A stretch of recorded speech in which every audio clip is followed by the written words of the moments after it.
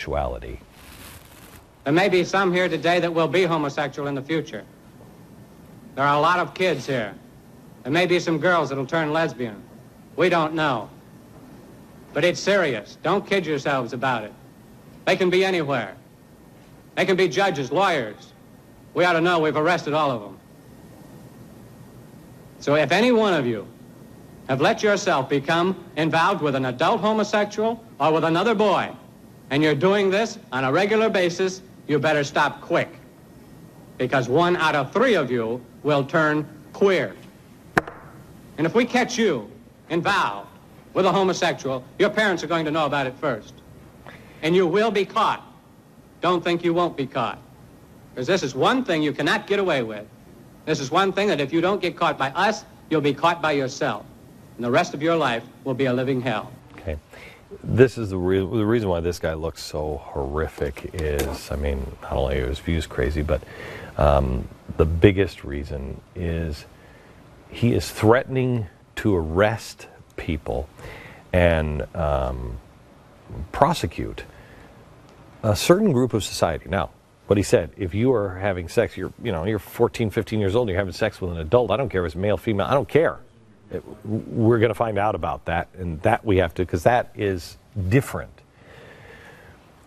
What people have to understand is this is less about what you believe and more about your right to believe whatever it is you believe.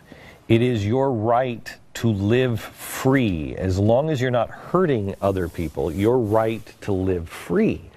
Too long, people have tried to control one group of people or the other. If I may coin a phrase, we hold these truths to be self-evident, that all men are created equal and endowed by their Creator with certain inalienable rights, and among these, life, liberty, and the pursuit of happiness. Now that phrase comes with a catch. You're not the only one endowed with the rights. Everyone is. Everyone is. And, I mean, I got news for you. Nowhere is your right to not be offended, or nowhere do you have a right to make sure you approve of what everybody else's pursuit of happiness is. It doesn't work that way. We can disagree, we can counsel, we can preach, we can do everything with each other, but we cannot control people. I'm an alcoholic, so I know controlling anything, even my own life, can't do it. Can't do it. Can't do it. He's in control. It's up to him. We can do our best, but it's up to him.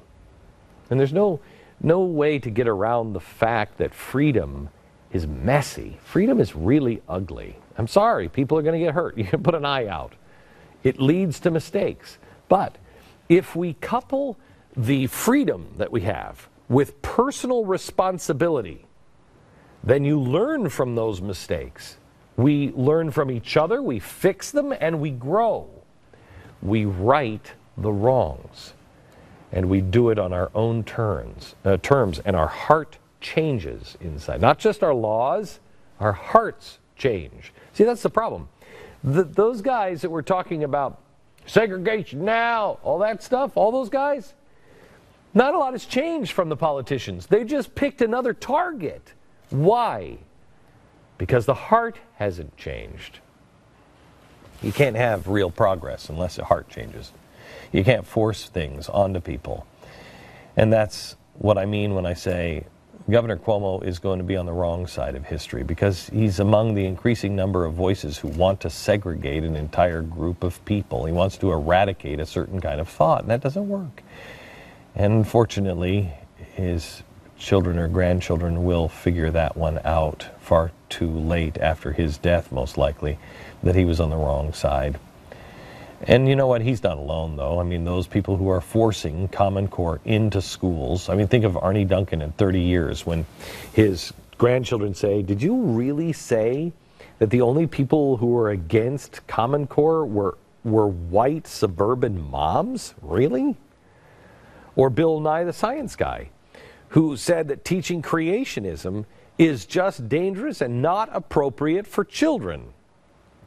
And I say to the grown-ups, if you want to deny evolution and live in your in your world that's completely inconsistent with everything we observe in the universe, that's fine.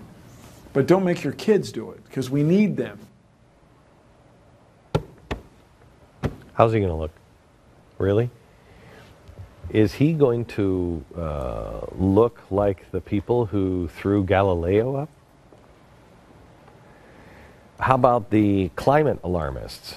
I mean, do you remember, I'm about to turn 50, anybody who is my age, in the 70s, it was a coming ice age. I mean, they look ridiculous for their coming ice age 30 years ago. But what will they look like 30 years from now? Al Gore is going to look like the biggest joke in the world. And here's why. Because they're not having an open debate. They're forcing it on people. We can debate it. I've even said, if you don't look at the thermometer, you're an idiot. But if you don't buy into it every step of the way, well, then you're a Holocaust denier. Come on. How about the liberals or the Republicans who have tried their best to shut down the Tea Party? People who say, we believe in small government. We believe in personal responsibility. We believe in helping our neighbor. Really? They're on the wrong side of history? I got news for you. You haven't read enough history. Here's the difference, though. The difference between those kind of people and you. When you disagree with someone, you can agree to disagree. And we're supposed to go back as friends. When progressives disagree with me or you, they do everything they can to silence you. If you remember right, when I was on the air with Van Jones and talking about Van Jones, I said, don't fire him, don't fire him. Why are you firing him? Don't shut him down, just explain why you hired him. Don't shut people down. Don't shun people from society. You love people. You might turn a table over here and there. You have to speak the truth. But you don't say there's no room for your ideas. Agree or disagree? Who has the right to tell you what you can and cannot do? Who has the right to tell a baker, you must bake this cake for this couple? Who has that right? Who has the right to tell you, you cannot post that sign in your store with this dress code for your business? No shoes, no shirt, no service. It's been done for forever. This is a dress code. No shorts, no barefoot, no shirt sleeves, no low-cut neckline allowed in the store. Why? Why? How dare you? Well, first of all, if I don't agree with any of these things, I'm not going into the store. What difference does it make to you? But you have to ask why. Now, the city has decided that they can't have this sign. Can I ask again, why do they have the sign? Because they're Hasidic Jews. And in their store, they want people to dress modestly. Have you lost your right as a business person to say, I am a religious person, I want people to dress modestly in my store? If you don't want it in my store, then go someplace else. When government or conjured up pressure campaigns shut people down through intimidation, regulation, we become a bully nation, and we all lose. I saw in the paper today, I read that the Republicans and the Democrats are now in their planning stages on what's going to happen in 2014 in the election. And what do you think their number one, let me ask you, what's the number one thing on your mind? Corruption? Jobs? The economy? Printing money? What? Number one for both the Republicans and the Democrats, they're both going to take on abortion.